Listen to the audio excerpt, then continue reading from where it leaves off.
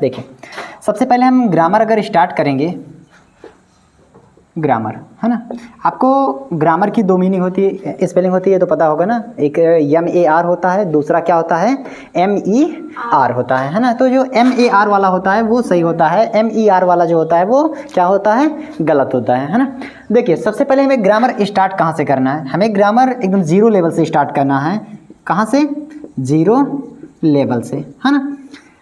इसमें कहाँ से स्टार्ट होगा, जैसे आपने बचपन में सबसे पहले पढ़ना स्टार्ट क्या किया होगा, A से Z है ना, A to Z, group of क्या A to Z है ना। आपने सबसे पहले सीखा होगा A for Apple, B for ball है ना। ये सारे जो A से Z तक होते हैं इन्हीं को क्या कहा जाता है, अल्फ़ाबेट। इनको क्या कहा जाता है, अल्फ़ाबेट है ना। जो A से Z तक होते हैं उन्हें क्या कहा जाता है, अल्फ़ाबेट कहा जाता है ना। अगर अल्फ़ाबेट से कोई एक स्मॉलेस्ट का पार्ट हम निकालें, स्मॉलेस्ट का मतलब क्या होता है, सबसे छोटा पार्ट। सबसे छोटा पार्ट का मतलब क्या है, ये कितने हैं, अल्फ़ाबेट कितने होते हैं 26 है ना। इन 26 में से कोई एक निकाल लें, सपोज दैट हम B निकाल लिए, सपोज दैट क्या निकाल लिए हम, B है ना। तो जो B निकाल लिए यही क्या कहलाएगा आपका, लेटर है ना। क्या कहलाएगा, लेटर। तो इसका मतलब अल्फ़ाबेट क्या होता है, group of A to Z है ना। If anybody ask to you that what is the definition of alphabet, so you have to tell that group of A to Z, group of A to Z is called alphabet है ना, is called alphabet. अब अगर इन alphabet से कोई हम एक smallest इसका part निकाल लें तो उसे क्या कहा जाता है, लेटर। तो लेटर की डेफिनेशन क्या होगी, स्मॉलेस्ट यूनिट ऑफ क्या होगी, कोई बता सकता है, याद है किसी को, बताओ क्या होगी, खड़े होकर बताओ, कोई दिक्कत नहीं, आप बोलो। Sir smallest unit of alphabet is called, हाँ ठीक है, गुड, सिट डाउन। क्या होगा, स्मॉलेस्ट यूनिट ऑफ अल्फ़ाबेट है ना, smallest unit of alphabet BATE है ना।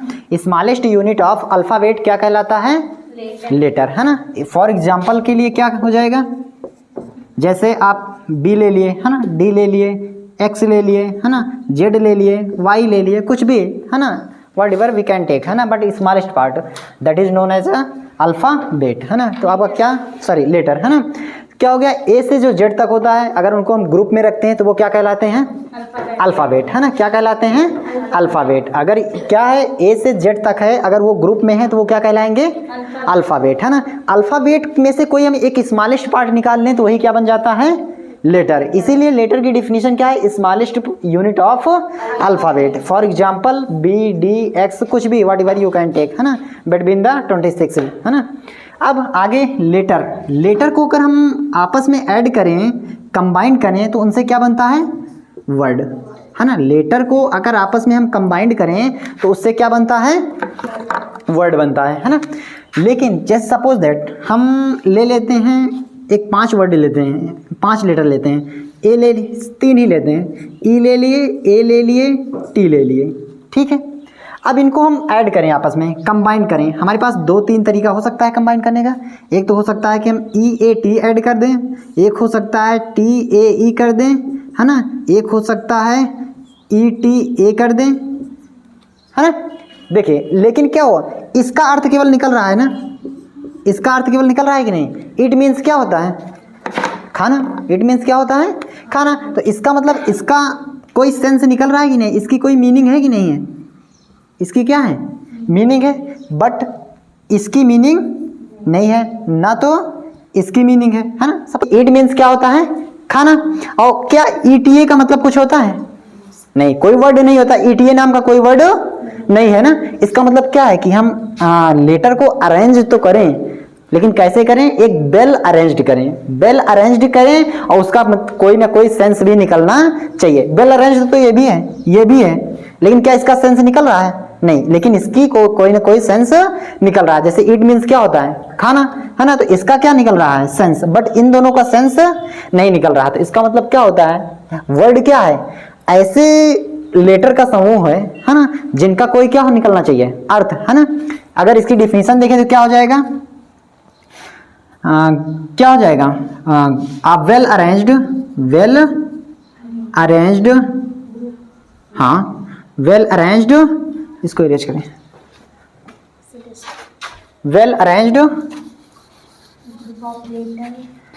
अरेंज्ड ग्रुप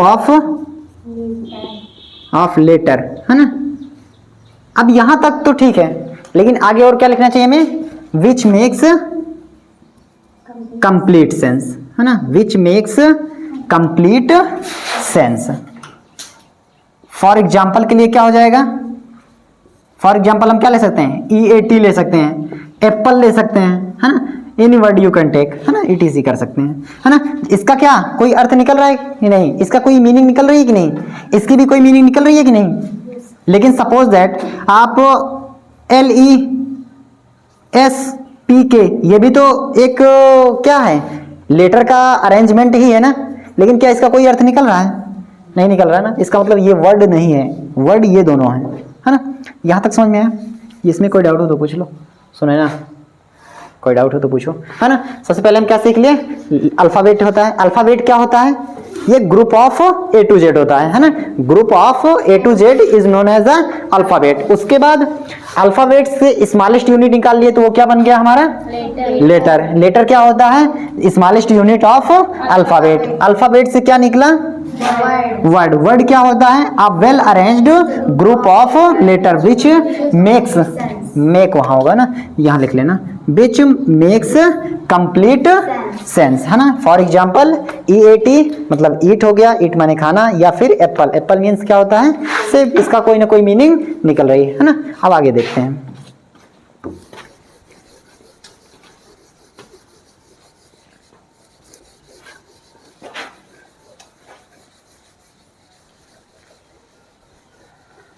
देखिए अब हम क्या क्या पढ़ लिए। सबसे पहले पढ़ लिए अल्फाबेट क्या होता है ना। अल्फाबेट के बाद क्या पढ़ लिए? लेटर। लेटर के बाद क्या पढ़े? वर्ड, है ना। अब ना हम थोड़ा अल्फाबेट के अंदर फिर से चलते हैं। फिर से कहाँ चलते हैं? अल्फाबेट के पास। अब देखिए अल्फाबेट जो होता है ना, ये कितने वर्ड लेटर का ग्रुप होता है? कितने लेटर का ग्रुप होता है? 26 लेटर, है ना। The combination of 26 letter is known as alphabet. You can also give this definition, है ना। आप ये भी डिफिनीशन दे सकते हैं कि the combination of 26 letters is known as alphabet, या group of A to Z is known as alphabet. अब देखिए अल्फाबेट ना 3 चीजों से मिलकर बना होता है। Alphabet can be classified into 3 groups, है ना। फर्स्ट इज नोन एज कोई बता सकता है? Consonant. How many? Is it is 19, है ना। कॉन्सोनेंट। कॉन्सोनेंट कितने होते हैं? 19, है ना। अब अगला क्या आता है? वाबेल, है ना। वाबेल। वाबेल कितने होते हैं? 5। अब नेक्स्ट क्या होता है? Semi vowel. आप अपनी बुक में पढ़ते होंगे तो आपको 2 ही मिलता होगा कि अल्फाबेट के 2 ग्रुप होते हैं, एक कॉन्सोनेंट एक वाबेल, है ना। लेकिन तीसरा भी होता है, वो क्या होता है? सेमी वाबेल होता है ना। क्या होता है? सेमी वाबेल होता है। अब कॉन्सोनेंट वाबेल कितने होते हैं? A, E, I, O और U, है ना। ये कितने होते हैं? 5। कौन कौन सा? A, E, I और U। सेमी वाबेल कौन कौन होते हैं? कोई बता सकता है? X और हाँ W और Y। और क्या?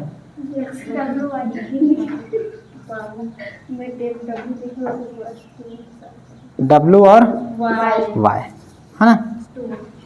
W और Y ये 2 होते हैं।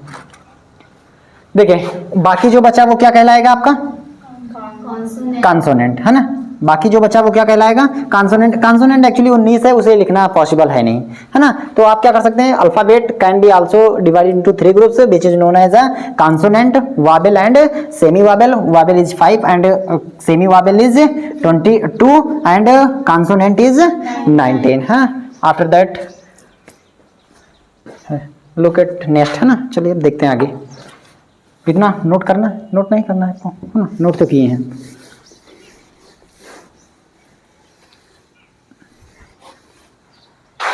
नेक्स्ट आगे अब देखते हैं।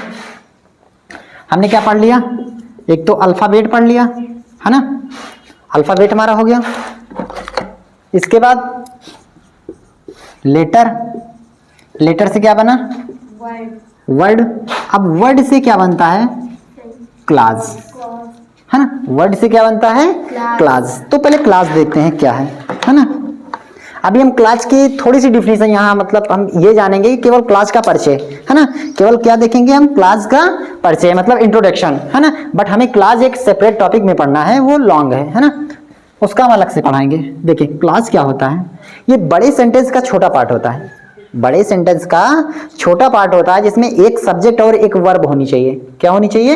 एक सब्जेक्ट और एक वर्ब होनी चाहिए। क्या होता है क्लास? तो बड़े सेंटेंस का छोटा पार्ट होता है जिसमें क्या होना चाहिए? मिनिमम एक वर्ब और एक सब्जेक्ट होना चाहिए, है ना। तो क्या होगा definition? Clause is a part of longer sentence in which there will be one subject and one verb, है ना। तो क्या होगा इसकी definition? Clause is a part of longer sentence in which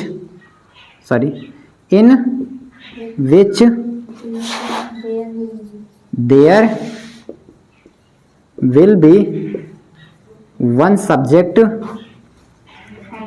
and one verb, है ना।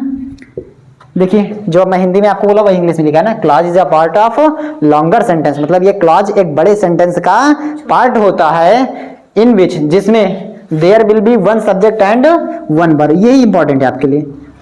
ऐसा कोई भी क्या सेंटेंस जिसमें एक सब्जेक्ट और एक वर्ब हो वो क्या कहलाएगा? क्लॉज। अगर इसका हम स्ट्रक्चर देखें तो स्ट्रक्चर क्या हो जाएगा? सब्जेक्ट प्लस वर्ब, है ना। दूसरा स्ट्रक्चर इसका क्या होगा? सब्जेक्ट वर्ब ऑब्जेक्ट, है ना।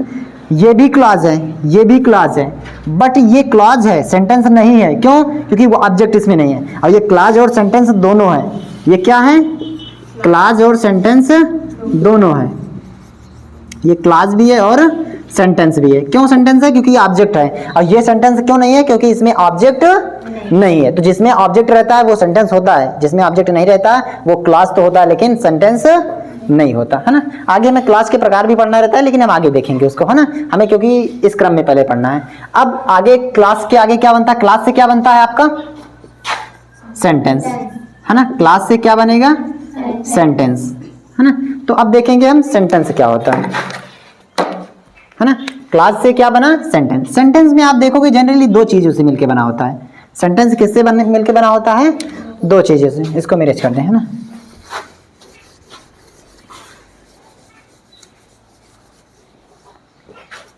सेंटेंस जो हमारा होता है वो दो चीजों से मिलकर बना होता है। मार्कर नहीं चल रहा है, हाँ ये चल रहा है। सेंटेंस, है ना। सेंटेंस दो चीजों से मिलकर बना होता है। किन किन चीजों से? एक सब्जेक्ट से और दूसरा प्रेडिकेट से, है ना। पहला क्या होता है? सब्जेक्ट में सेंटेंस में क्या क्या होता है? एक सब्जेक्ट होता है, दूसरा क्या होता है? प्रेडिकेट, है ना। सब्जेक्ट दो प्रकार का हो सकता है, एक डूअर हो सकता है और एक नॉन डूअर हो सकता है। ये हम आगे समझाएंगे। डूअर क्या होता है, नॉन डूअर क्या होता है। अगर डूअर है तो वो लिविंग होगा। क्या होगा? लिविंग है। और नॉन डूअर होगा तो वो क्या होगा? Non living. But it is not necessary, है ना। ये जरूरी नहीं है, मैं पहले बता दे रहा हूँ, क्योंकि आपको हम ये डिटेल में पैसिव वाइज में पढ़ाएंगे। ठीक है कि कब होता है डूअर, कब होता है नॉन डूअर, कब होता है नॉन लिविंग डूअर, कब होता है डूअर लिविंग, कब होता है डूअर नॉन लिविंग। ये सब आपको कहाँ पढ़ाएंगे? पैसिव वाइज में, है ना। ये वहां पढ़ना। बस आप इतना जानते रहे कि सब्जेक्ट जो होता है वो दो टाइप का होता है। एक हो सकता है डूअर, दूसरा हो सकता है नॉन डूअर। जो आपके सेंटेंस के अकॉर्डिंग होता है वो डूअर है तो लिविंग होगा, नॉन डूअर है तो नॉन लिविंग होगा, है ना। प्रेडिकेट कितनी चीजों से मिलकर बना होता है? 3। It is the combination of 3 groups, है ना। क्या क्या होता है इसमें? ठीक है, पहला क्या हो गया? हेल्पिंग वर्ब, दूसरा मेन वर्ब, है ना। तीसरा क्या हो गया? अदर वर्ड, है ना। Other word. कहीं कहीं आप देखोगे या कोई कोई टीचर या फिर कोई कोई बुक जो है क्या करती है कि वो अदर वर्ड ना पढ़ा करके क्या पढ़ा देते हैं? ऑब्जेक्ट, है ना। लेकिन ऑब्जेक्ट नहीं होता, वहां क्या होता है? Other word. क्योंकि अदर वर्ड में क्या कोई जरूरी है कि हर बार ऑब्जेक्ट ही आए? कॉम्प्लीमेंट भी तो आ सकता है है ना। इसलिए क्या होता है, ऑब्जेक्ट ना करके अदर वर्ड। हेल्पिंग वर्ब ये होती कितनी है, इनको एक्सिलरी वर्ब के नाम से भी जाना जाता है। जो हेल्पिंग वर्ब होती है इसे किस नाम से भी जाना जाता है, एक्सिलरी वर्ब, है ना। ये 3 ग्रुप में डिवाइड होती हैं। कौन, हेल्पिंग वर्ब या एक्सिलरी वर्ब, है ना। ये कितने ग्रुप में डिवाइड होते हैं, 3 ग्रुप्स। कौन कौन से, एक तो होता है प्रिंसिपल एक्सिलरी वर्ब, है ना। प्रिंसिपल हेल्पिंग वर्ब को किस नाम से जाना जाता है, एक्सिलरी वर्ब के नाम से भी, ठीक है। तो principal auxiliary verb, auxiliary verb का मैं शॉर्ट फॉर्म लिख रहा हूं क्योंकि नीचे जगह नहीं है ना। Principal auxiliary verb. दूसरा क्या है, कोई बताएगा, मॉडल एक्सिलरी वर्ब, है ना। और तीसरा क्या है, सेमी मॉडल एक्सिलरी वर्ब। ये कितने होते हैं प्रिंसिपल एक्सिलरी वर्ब, कोई बताएगा, कितने होते हैं, 11, ठीक है। ये कितने होते हैं, 10। ये कितने होते हैं, 3, है ना। उसके बाद जो अदर वर्ड है, चाबी है क्या सर? हाँ होगी, दे दीजिए।